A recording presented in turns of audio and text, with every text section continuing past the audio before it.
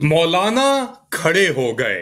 Late Ali show you के एक और एपिसोड में आप सबको खुशामदीद। To like subscribe and share this content.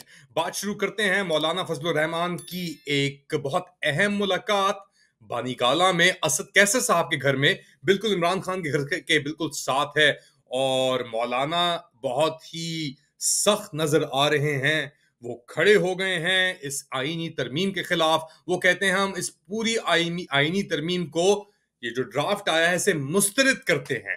तो मुलाहिजा कीजिए मौलाना फजलुर रहमान असद कैसर साहब के साथ खड़े हैं, उन्होंने क्या कहा, सुने। देखिए, इस वक्त तो हमने उनका मसौदा मुकम्मल मुस्तरद कर दिया है, बल्कि वो तो अब ये भी कहने के लिए कि हमारा तो कोई मसौदा है ही नहीं। तो फिर जो प्रोवाइड किया गया वो क्या था?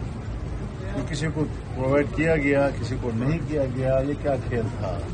जी, तो मौलाना फजलुर रहमान खड़े हो गए हैं और अब लग रहा है कि रुकावट बन गए हैं ये जो आईनी तरमीम जो पेश तो नहीं हुई खैर, मगर जिसके लिए कार्रवाइयां और कोशिशें चल रही हैं। जनरल आसिम मुनीर बड़े ही जोर और शोर से लगे हुए हैं कि किसी तरीके से आईनी तरमीम पास की जाए। 2 हफ्ते के अंदर एक नया असॉल्ट होगा। ये याद रखें कि आईनी तरमीम इस लेवल, इस मुकाम तक पहुंचाने के लिए हुकूमत वक्त और ये जो मिलिट्री जुंता जिसने काबिज हुआ है जो पाकिस्तान के ऊपर, इसने एमएनएस की फैमिलीज को अबडक्ट किया।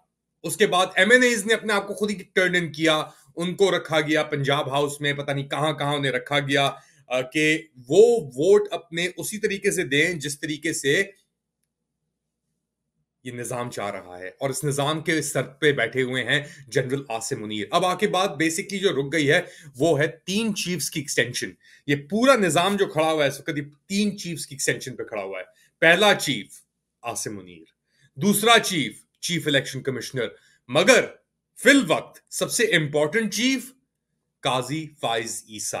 और उनकी इतनी चाहत है या उनकी इतनी जरूरत है इस वक्त इस गिरते हुए निजाम को कि वो आइन की बेहुरमती तो चले अपनी जगह पे, नास तास सत्यानाश करके कर दिया है और मजीद करने के लिए वो तैयार हैं। तो अगले 2 हफ्ते बहुत क्रूशल हैं। मगर मौलाना फजलुर रहमान को अगर आप जानते हैं, जैसे मेरी पहली उनसे जो इंटरव्यू हुआ था मौलाना साहब से, वो हुआ था फॉल ऑफ 2007, नवंबर दिसंबर की बात है ये।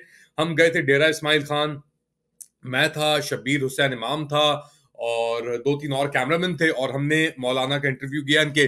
पहले पहुंचे डेरा इस्माइल खान, वहां पे हम बैठे इनके डेरे के ऊपर। और वहां पे फिर हमने देखा कि बहुत बड़ा कॉम्पाउंड था। अच्छा, डेरा इस्माइल खान के अंदर हमने कवरेज भी की। वहां पे 2007 के अंदर फैसल करीम कुंडी साहब भी खड़े हो रहे थे, वो जीत गए 2007 में। बेनजीर साहिबा के वफात से कोई 1 महीने पुरानी पहले की बात है, 1 या 2 महीने पहले की बात है ये, 1 महीने पहले की बात है।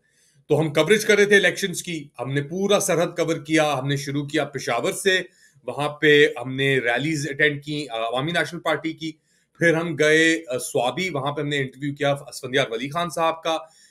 उसके बाद हम गए, हमने कोहाट का भी चक्कर मारा, हमने एबटाबाद का चक्कर ही मारा। वहां पे हमारी मुलाकात हुई थी अब्बासी, क्या नाम था उनका, गवर्नर थे पहले केपी के, पाकिस्तान मुस्लिम लीग से उनकी बड़ी शमूलियत थी। तो खैर एनीवेज, फिर जब इवेंचुअली मौलाना के पास पहुंचे तो मौलाना का बहुत बड़ी बैठक, बहुत लोग मौजूद, बहुत बड़ा कॉम्पाउंड।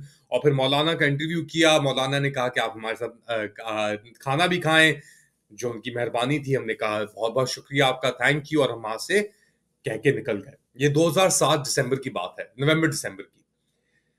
उसके बाद मौलाना की जो डिफरेंट अफिलिएशंस हैं और उनको तो हम जानते हैं। तो इसीलिए इस वक्त मौलाना हुए तो बहुत हॉट हैं, मगर अगर उनको उनके डिमांड्स को या उनकी ख्वाहिशात को मुतमईन कर दिया उन साहब ने जिनसे इनकी बात हुई है, जो जीएचक्यू में बैठे हुए हैं फोन कॉल के ऊपर, तो मौलाना ने अपेरेंटली सवालात जो पूछे हैं कि भाई ये कहाँ, कौन, कैसे, क्यों, इसके बाद से लग रहा है उनको धमकियां भी दी गई अलेजिडली। अच्छा, अब इसके मिस इन्फॉर्मेशन और डिस इन्फॉर्मेशन भी चल रही है मौलाना को लेकर के।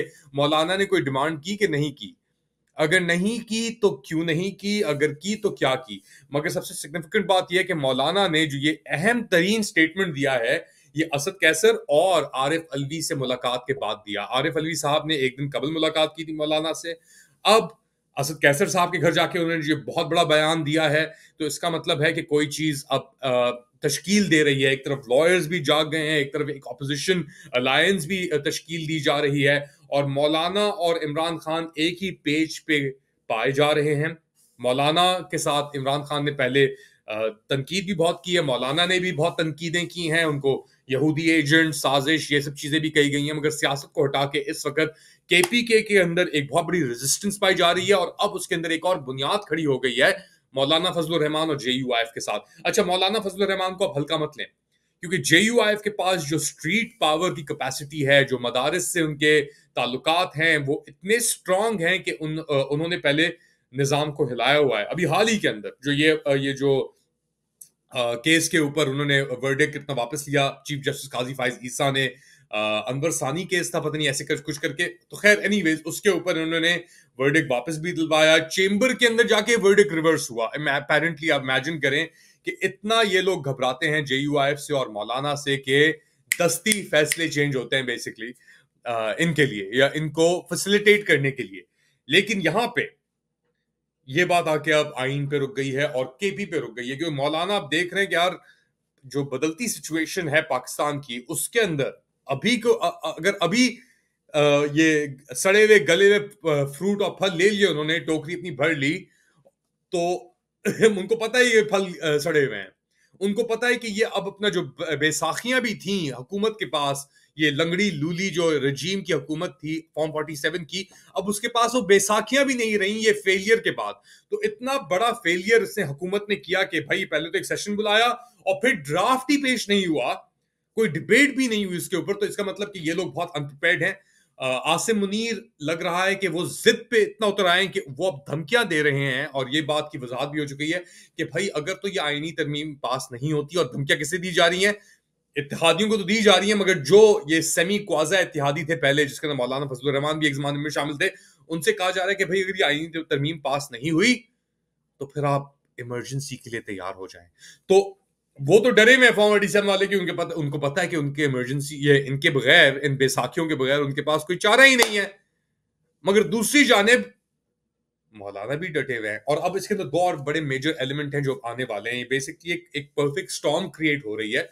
एक चीज, अलीमा खान को सुने, सितंबर 21 को बहुत बड़ा जलसा जो होने जा रहा है लाहौर के अंदर, प्लान जो किया जा रहा है उसके ऊपर अब पूरा पूरा जोर है। मौलाना की अलायंस और वो जलसा, एक नुक्ता सुने पहले अलीमा खान साहिबा को कि वो क्या कह रही हैं। जो चोरी है उसको बचाने के लिए आपको काजी फाइज ईसा की जरूरत है, आपको एक और चीफ है, वो जो सुल्तान, क्या नाम है उसका, राजा सुल्तान, सिकंदर सुल्तान, एक सिकंदर सुल्तान को बचाना पड़ेगा, क्योंकि उसी की जिम्मेदारी है कि ये जो चोरी किया हुआ मैंडेट है ये वापस किया जाए। और जो तीसरे चीफ है आपको उनका तो पता ही जी। तो ये थी अलीमा खान, और ये कह रही थी कि जी अब सब फोकस, सब जोर, सब अटेंशन जो है वो लाहौर के 21 सितंबर के जलसे पे है। इसके साथ साथ जमात इस्लामी के जो अमीर हैं आपके, हमारे कराची के ही नईमुर रहमान साहब, उन्होंने कहा है कि जी 23 सितंबर को अगर हुकूमती जो हमारे जमात इस्लामी के अपने मुज़ाकरात जो चल रहे थे, उनसे टाइम मांगा था हुकूमत ने कि जी आप हमें 23 सितंबर तक दें, हम अपना ये आपकी डिमांड्स को एक्सेप्ट करेंगे या इनकॉर्पोरेट करने की कोशिश करेंगे। तो अब ये लग रहा है कि जमात इस्लामी भी अपनी स्ट्रीट एजिटेशन शुरू करने वाली है, और एक परफेक्ट स्ट्रॉम क्रिएट हो रही है इमरजेंसी होराइजन पे। हम तो ये शुरू से कहते आ रहे हैं कि जी ये लोग नहीं हटने वाले, ये किसी भी तरीके से इक़्तिदार में रहेंगे। तो इसका मतलब ये है कि अब जमहूरी जो मरहला वो अब सड़कों पे आ रहा है, स्ट्रीट एजिटेशन शुरू होने वाली है, लॉयर्स मूवमेंट की बातें हो रही हैं। अली अहमद कुर्द ने, मुनीर ए मलिक, ये सब लॉयर्स मूवमेंट के जो पहले लॉयर्स मूवमेंट के जो शाकार थे, ये सब आगे कह रहे हैं कि जो करना है कर लो, हम निकल रहे हैं बाहर। तो अब जो आर्मी चीफ डरा हुआ बैठा हुआ है अंदर, जो डिक्टेटरशिप बाय रिमोट कंट्रोल चलाना चाह रहा था, उसको ही बाहर निकलना पड़ेगा, उसको भी खुल के आना पड़ेगा, क्योंकि जो बैसाखियों के ऊपर उसने ये लंगड़े लूले खड़े किए थे, वो बैसाखियां टूट चुकी हैं। आप क्या समझते हैं? Do let me know in the comment section. इंशाल्लाह अगली बार तक, अल्लाह हाफिज।